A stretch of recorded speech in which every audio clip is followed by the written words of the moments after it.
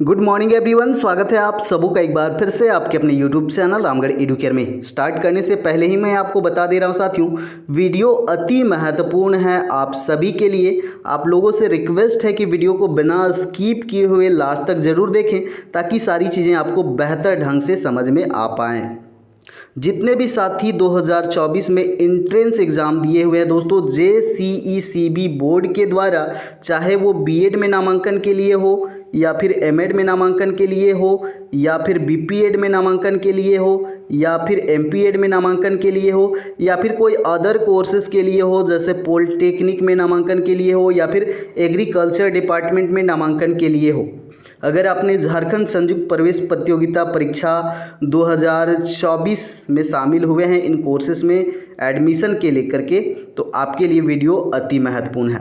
जी हाँ दोस्तों, यहाँ पर एक टेंडर निकाला गया है। ये टेंडर निकाला गया है JCECB बोर्ड के द्वारा। इससे क्लियर होता है कि जो काउंसलिंग का प्रोसेस है, पूरा का पूरा काउंसलिंग का प्रोसेस है JCECB बोर्ड के द्वारा नहीं करवाई जाएगी। इसके लिए अदर कोई कंपनी जो एलिजिबल है, जो योग्यता रखती है, वेल एक्सपीरियंस्ड है, जो सक्षम है पूरा का पूरा काउंसलिंग प्रोसेस को कंप्लीट करवाने में, उस कंपनी को यहाँ पर टेंडर दिया जाएगा। उसके लिए ये नोटिस है। मतलब आपका काउंसलिंग जो है अभी लेट होने वाला है, तो आप लोग घबराए नहीं, आपका काउंसलिंग तो होगा ही, एडमिशन होगा ही, सारी अपडेट आपको मिलती रहेंगी। फिलहाल यह जो नोटिस है, टेंडर का नोटिस किसके लिए है, कब तक है, और लास्ट में मैं कंक्लूड करूँगा कि कब तक काउंसलिंग होने की संभावना है। इस मंथ तो काउंसलिंग इम्पॉसिबल है साथियों। देखिए यहाँ पर जो भी काउंसलिंग हुआ है बीएड का अभी तक झारखंड में 2 बार रांची यूनिवर्सिटी को सौंपा गया जिम्मेवारी।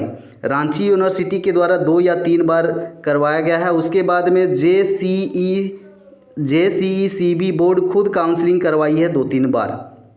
ठीक है, तो यहाँ पर इस बार भी रांची यूनिवर्सिटी को जा सकता है, नहीं तो कोई अदर जो एलिजिबल है, सक्षम है, इस काउंसलिंग प्रोसेस को बहुत ही शानदार ढंग से अगर करवा पाती है तो उसको सौंपा जाएगा। जो भी ज़्यादा यहाँ पर सक्षम देखा जाएगा JCECB के द्वारा, उसी को यहाँ पर टेंडर के लिए अलॉट किया जाएगा। तो टेंडर कब से कब तक है, जो टेंडर लेगा उसको, उसकी योग्यता क्या होनी चाहिए, उसके फॉर्म्स वगैरह, यहाँ पर पूरे के पूरे टर्म्स एंड कंडीशन हैं। टर्म्स एंड कंडीशन किन के लिए हैं, जो कंपनी टेंडर लेगा साथियों, ये टर्म्स कंडीशंस एप्लीकेशंस और जो भी यहाँ पर नीचे बातें मेंशन की गई हैं, ये सारी की सारी बातें जो हैं, जो टेंडर लेने वाली कंपनी है उसके लिए है, स्टूडेंट्स के लिए बिल्कुल नहीं है। तो जो एडमिशन लेंगे उनके लिए ये नोटिस बिल्कुल नहीं है। बस चीज़ों को आपको समझना यहाँ पर ज़्यादा ज़रूरी हो जाता है। तो देखिए, ये जो टेंडर नंबर निकाला गया है 2024 के लिए, जितने भी एंट्रेंस एग्ज़ाम हुए हैं JCECB बोर्ड के द्वारा, तो यहाँ पर फॉर्म दे रखा है जो टेंडर लेंगे उनके लिए। 6/6/2024 को यहाँ पर लिंक दे दिया है, इन्होंने डाउनलोड भी कर लिया होगा। और जो भी कंपनियां फॉर्म डाउनलोड करेंगे उनके लिए यहाँ पर प्री बीड मीटिंग रखा गया है। और ये मीटिंग किनके बीच होगा, कंपनी और JCECB बोर्ड के बीच में ये कंपनी का यहाँ पर मीटिंग रखा गया है। Last date for submission of tender का जो टेंडर ले रहे हैं उनको सबमिशन करना है अपना फॉर्म 18/6/2024 अप टू 11 AM तक। डिमॉन्स्ट्रेशन ऑफ सॉफ्टवेयर, अब ये अपने सॉफ्टवेयर का प्रदर्शन करेंगे कि आप यहाँ पर JCECB बोर्ड देखेगा कि आपके पास जो सक्षम सॉफ्टवेयर है कि नहीं है, आप सही से काउंसलिंग कर पाओगे कि नहीं, आप सीट मैट्रिक्स जारी कर पाओगे कि नहीं, कॉलेज अलॉट कर पाओगे कि नहीं, ये रिसाइकल चलता रहेगा बार बार काउंसलिंग का प्रोसेस, ये सारी चीज़ें आप कर पाओगे कि नहीं, 5 बार काउंसलिंग के लिए आप सक्षम हैं कि नहीं, कितने नंबर ऑफ स्टूडेंट एक बार में आप काउंसलिंग में ले पाएंगे। तो ये सारी चीज़ें डेमोन्स्ट्रेट करना होगा, प्रदर्शन करना होगा कंपनी को JCECB के समक्ष। और ये डेट रखा गया है 18/6/2024 8:12 नून। उसके बाद में यहाँ पर है technical bid opening date and time. तो technical opening date and time के लिए यहाँ पर समय दिया गया है कंपनियों को। Financial bid opening date and time, जो फाइनेंशियल डिस्कशन होगा, जो लेन देन कंपनी के द्वारा होगा, कितना लेगा कितना देगा, ये डिस्कस करेंगे यहाँ पर 19/6/2024 को। तो ये आपका काम नहीं है। EMD करना है इनको, DD के माध्यम से 1 लाख रुपए पे करना है JCECB बोर्ड को अपना यहाँ पर सॉफ्टवेयर प्रदर्शन के लिए।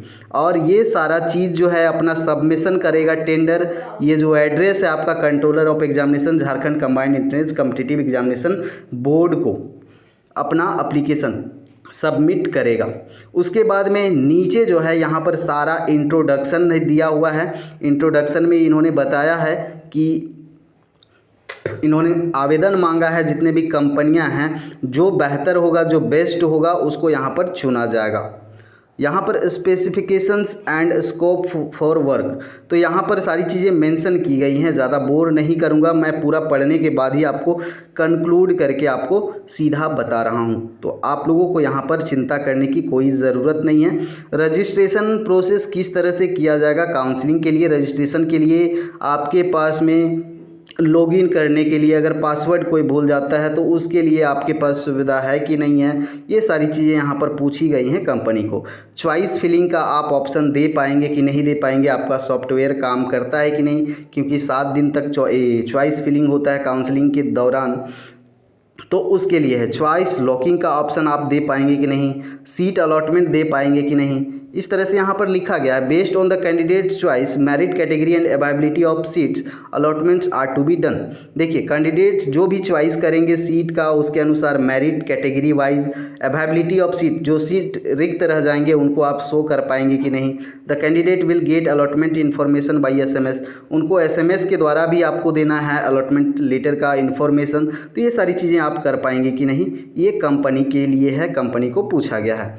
एडमिशन में देखिए the candidate will report to the allotted institute, जो भी अलॉट किया जाएगा इंस्टीट्यूट कॉलेज, वहाँ पर कैंडिडेट जाके रिपोर्ट करेगा।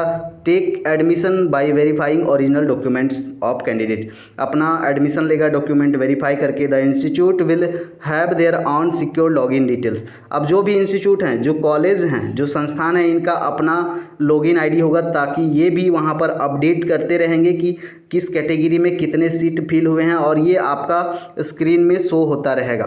जो भी वेबसाइट ये जारी करेंगे, जो भी कंपनी रहेगी, उसका वेबसाइट में कैटेगरी वाइज सीट वहाँ पर दिखते रहेंगे। इधर इंस्टीट्यूट दिखेंगे, कॉलेज के नाम, इधर कैटेगरी आपके दिखते रहेंगे, और किस कैटेगरी में कितने सीट फुल हुए हैं, कितने यहाँ पर वैकेंट सीट है, इधर कितना फुल हुआ है, ये सारी चीज़ें शो होती रहेंगी कैटेगरी वाइज। तो ये सारी चीज़ों के लिए सक्षम है, उन्हीं को दिया जाएगा। वैकेंट सीट जनरेशन आपको करना है, री अलॉटमेंट और ऑन वैकेंट सीट, जो खाली रह गए हैं उनके लिए फिर से काउंसलिंग, फिर से री अलॉटमेंट लेटर आप सक्षम है कि नहीं, ये सारी चीज़ें कंपनी को यहाँ पर पूछा गया है, तभी आप अप्लाई कर पाओगे। एक्सपीरियंस भी पूछा है कि कंपनी जो भी है वो गवर्नमेंट ऑफ इंडिया से रजिस्टर्ड होना चाहिए, साथ ही साथ वो एक्सपीरियंस होना चाहिए 3 साल 5 साल का आपके पास। देखिए डिस्प्ले करने के लिए, अप टू डेट करने के लिए सीट स्टेटस, जो भी सीट रहेगा, कितना खाली है, कितना भरा हुआ है, ये LCD प्रोजेक्टर के द्वारा आप स्क्रीन में 24 घंटे 24 आवर आप काउंसलिंग के दौरान में आपको शो करना होगा, अपडेटेड करना होगा।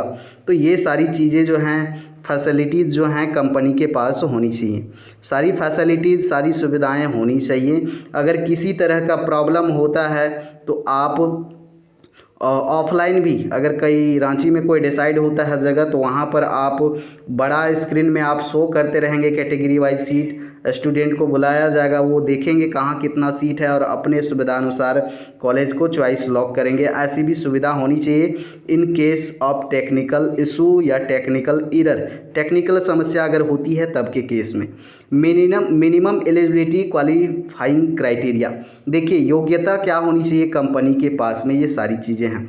रजिस्टर्ड होना चाहिए इंडिया गवर्नमेंट से, 5 साल का यहाँ पर बोला है मिनिमम इसका वर्किंग एक्सपीरियंस होना चाहिए। उसके बाद बहुत सारी चीज़ें हैं, IT सॉल्यूशंस होने चाहिए, कुछ भी प्रॉब्लम समस्या होती है तो समाधान भी आपके पास होना चाहिए, तभी आपको ये कार्य, ये जिम्मेवारी सौंपा जाएगा।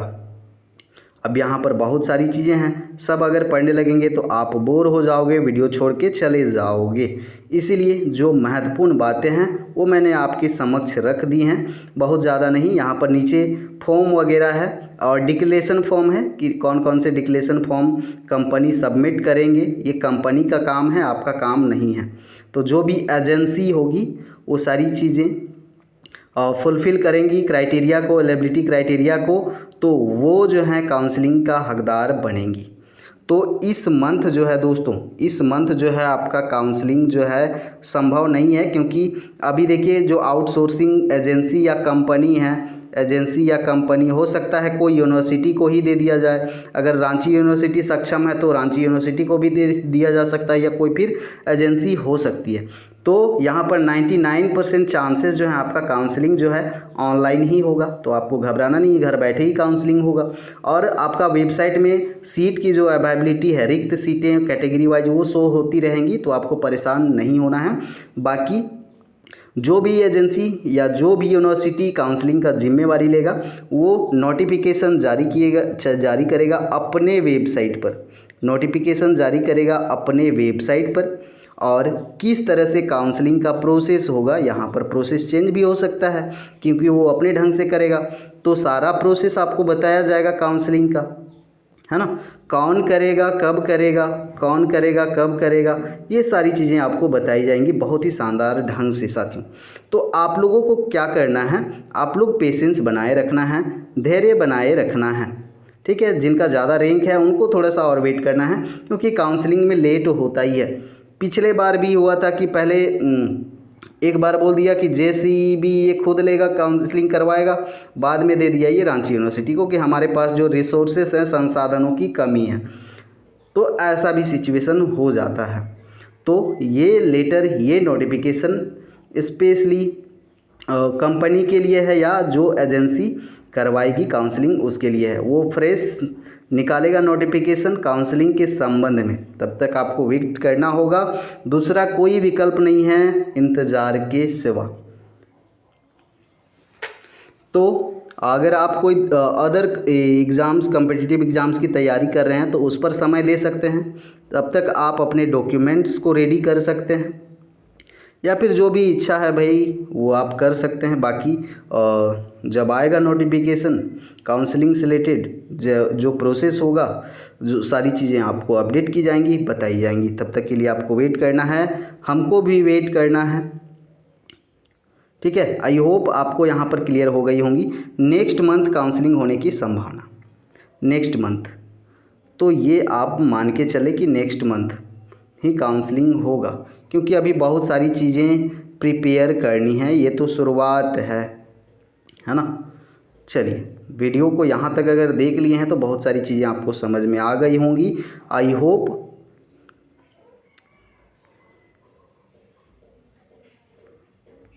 चलिए, तो मिलते हैं अगले अपडेट में, अगले वीडियो के साथ में दोस्तों। वीडियो बहुत ज़्यादा लंबा हो जाएगा, मैं चाहता तो जितने भी यहाँ पर डिटेल्स हैं सभी पढ़ के बताऊँ, लेकिन आपके काम का ये है ही नहीं, ये एजेंसी के लिए है, इसीलिए मैं आपको ज़्यादा बोर नहीं करना चाहता। शॉर्टकट में आपको बता दिया कि यहाँ जो भी चीज़ें मेंशन की गई हैं किसके लिए है, क्यों है। बाकी आप लोग नेक्स्ट मंथ तक वेट करें, या फिर हमारे चैनल के साथ अच्छे से बने रहें, आपको सारे अपडेट सही ढंग से मिलते रहेंगे। तब तक के लिए धन्यवाद, नमस्कार दोस्तों, जोहार।